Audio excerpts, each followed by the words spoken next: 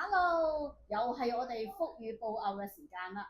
今次咧，我就揾咗拉叔李慧基弟兄啦，做一個訪問喎，都係問翻我哋咧關於國王的愛言嘅。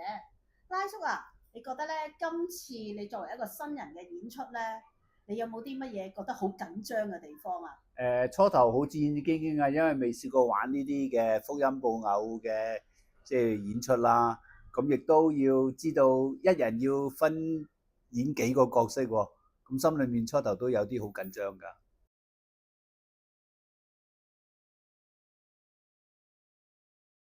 係啊，佢要做4個角色咁多㗎。咁樣會浪費好多食物㗎喎，女王。我夢裡面見到你嘅人民受苦，長官，你都一眼睇晒啦。唔好意思。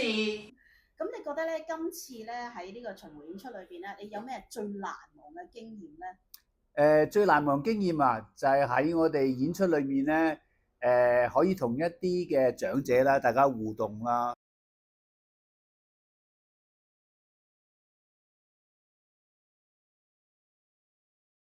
令到佢知道喺我哋嗰個福音故事裏面咧，帶出生命冊嗰個嘅意義咯。係啊，呢個先係最重要嘅信息啊！係。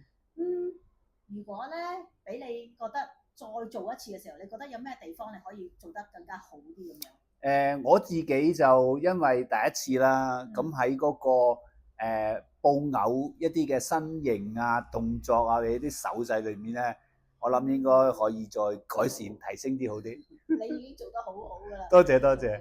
咁嗱，如果再有一次，即係下一次我哋再巡迴演出嘅時候，你會唔會參加？係一定會，一定會。多謝，我哋到時咧諗一啲啱嘅角色俾阿拉叔發揮。好啊，多謝多謝。多謝晒你。多謝。